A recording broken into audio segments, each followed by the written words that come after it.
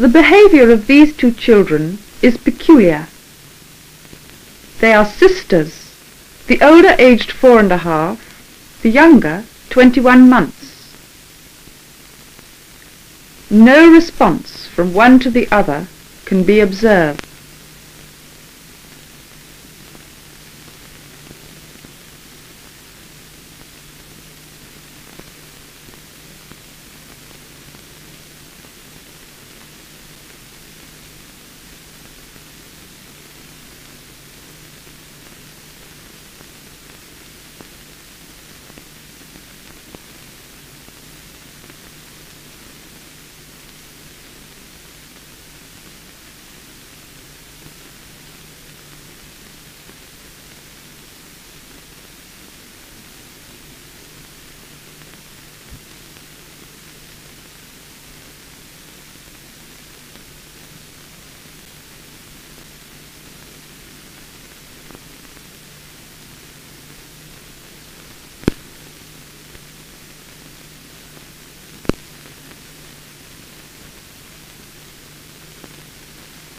Here is what the children have in front of them. Apart from the film photographer, there is no one in this corner of the hospital ward.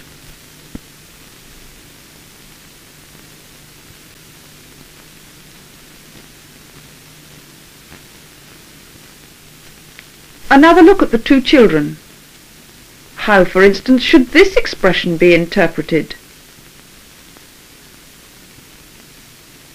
There could be a wall between the sisters. Lucy, the younger, is preoccupied with parts of herself. Edna, the older, makes strange faces, seemingly the outward sign of bizarre thoughts and fears. Lucy handles her foot as if it had independent life.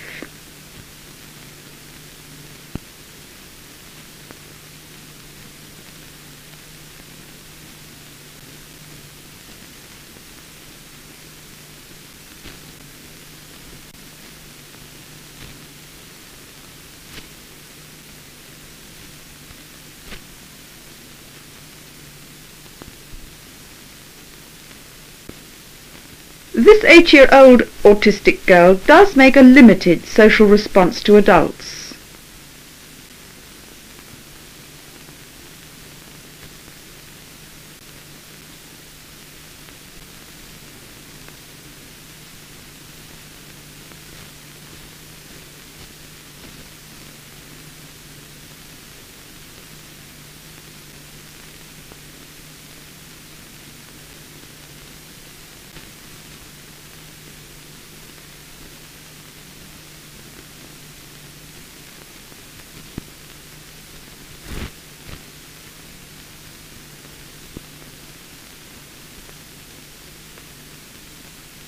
It is the part, rather than the person, that she is preoccupied with.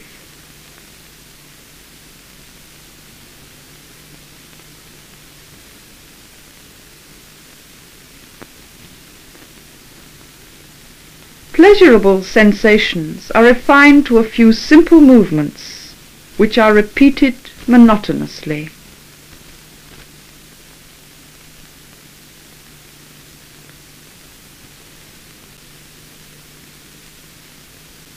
Returning to Lucy, a nurse will try to make some contact with her, but there is no direct gaze, or only for a fraction of a second.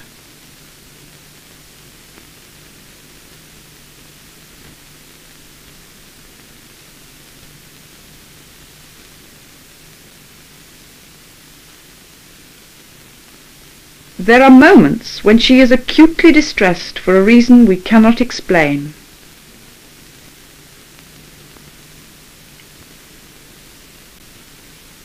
Another attempt, but still no success.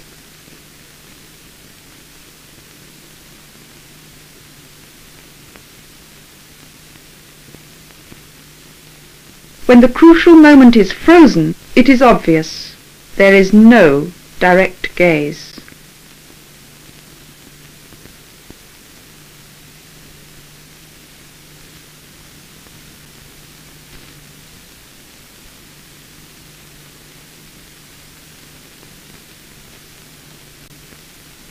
Is this you and me? No. The gaze just misses.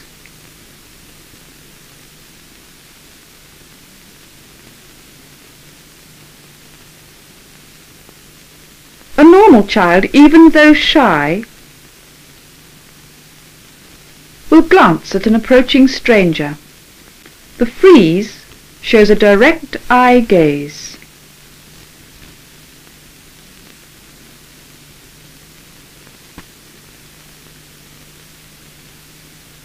And the normal child, having accepted an object, sooner or later will look at the giver.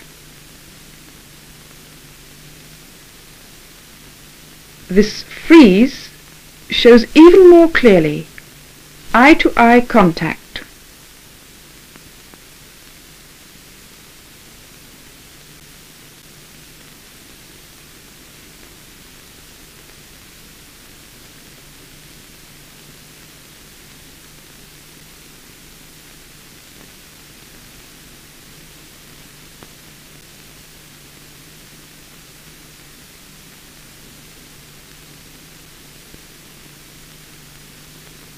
Another stranger is equally accepted as a person.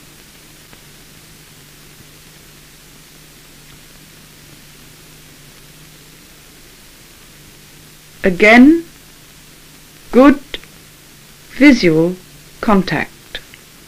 But with Lucy, no you-me gaze is possible. This is called visual avoidance. Mentally retarded non-autistic children make good social contact and express it in their looks.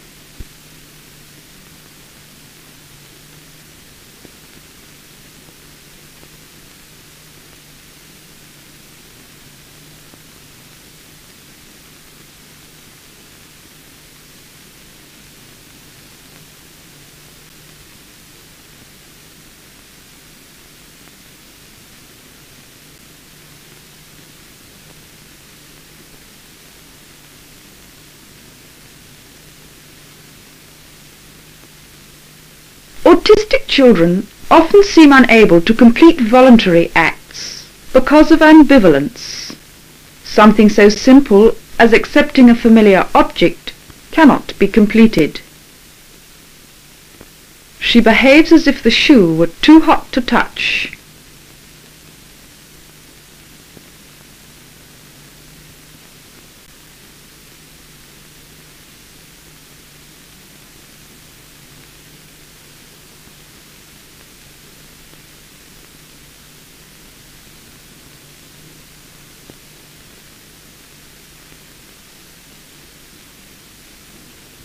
Eating may be affected.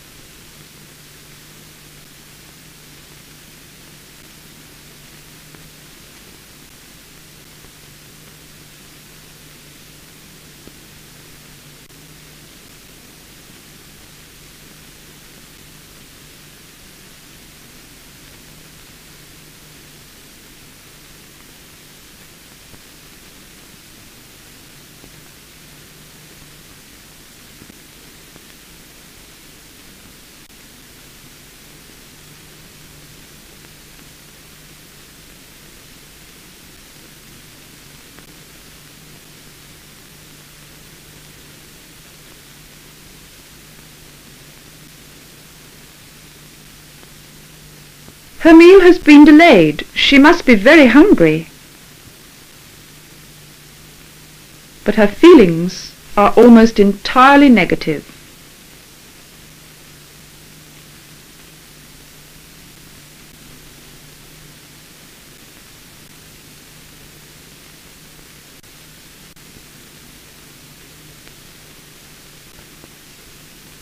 A repeat, in slower motion.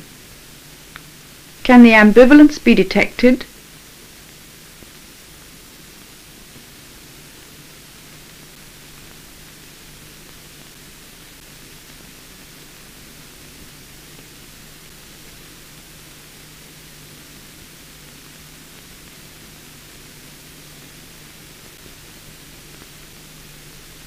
Perhaps a positive moment? Immediately negative again.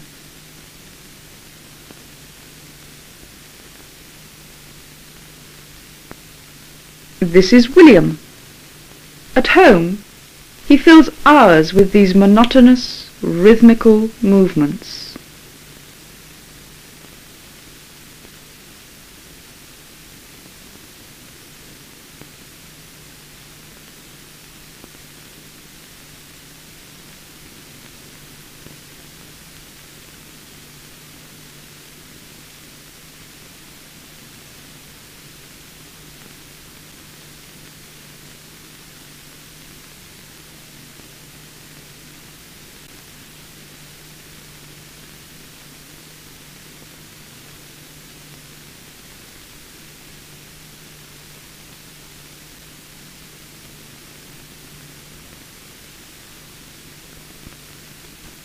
In hospital, a complete stranger was asked to take him from his mother to see what would happen. He makes no response to her, neither objection nor any kind of interest.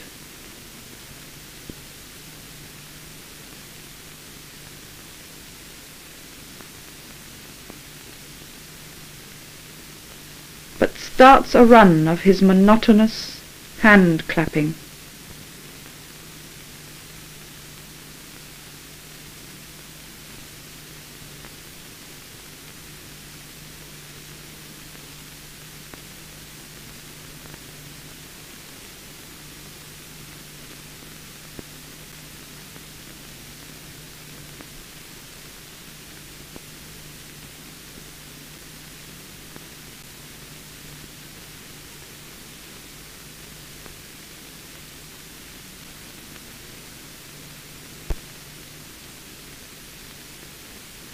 His mother's hair fascinates him. He will do this by the hour, she says.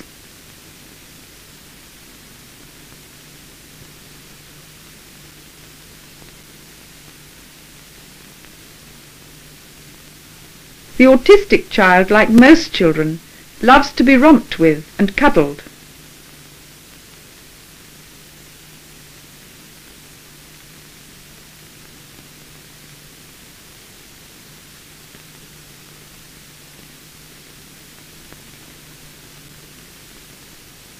William also rocks, but such behavior is not specific to the autistic child.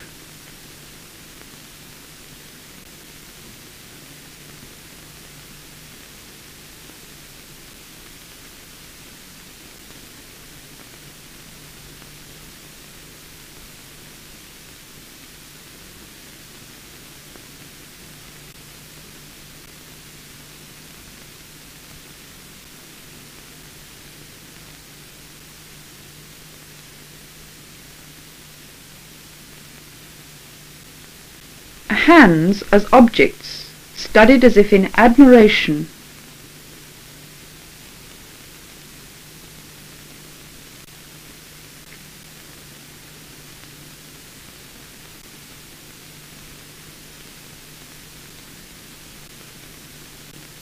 Lisa shows another kind of preoccupation with movement.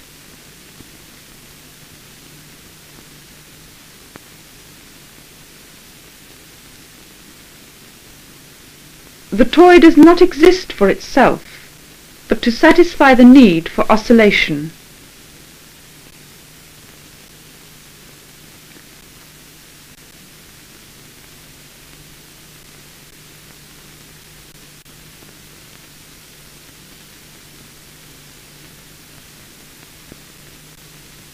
by the way the spots have diagnostic significance.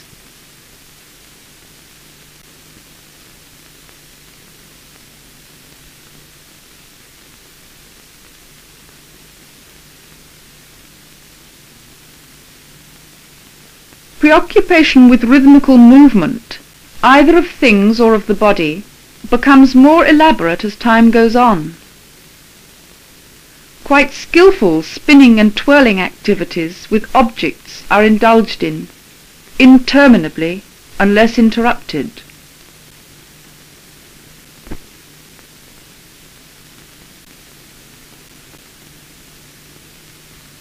Rhythmical body movements might also continue indefinitely, were it not for natural fatigue.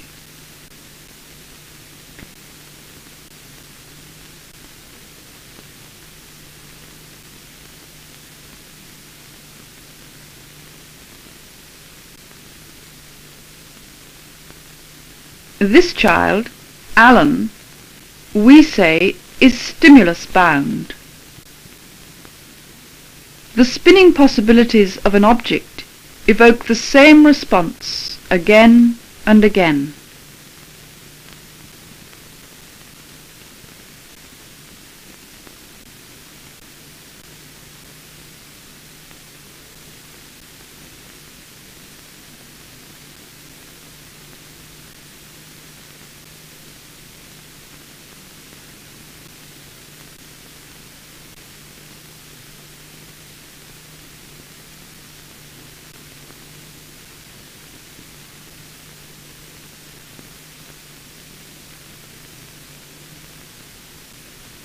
A slow motion picture of Alan's twirling and his manneristic finger movements.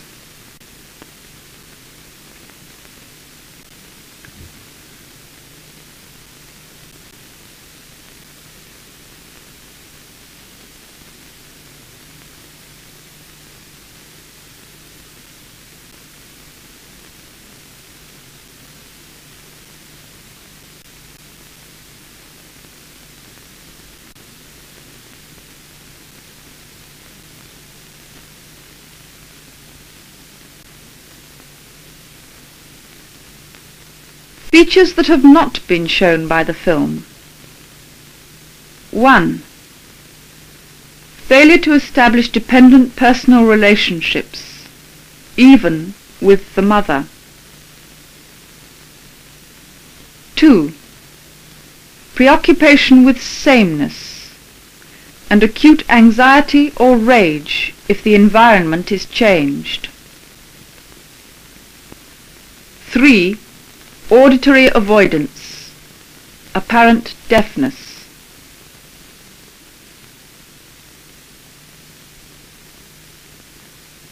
The features seen in the film were 1.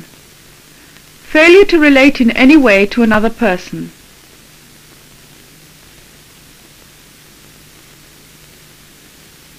2. Visual avoidance.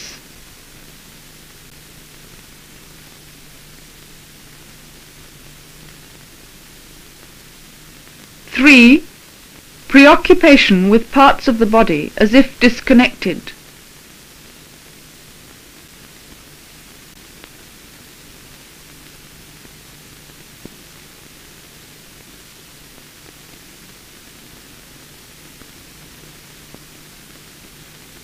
4.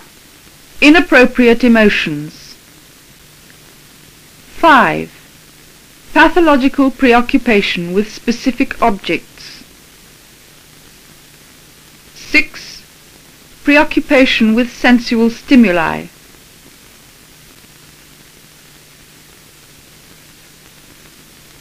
7. Volition interfered with by ambivalence.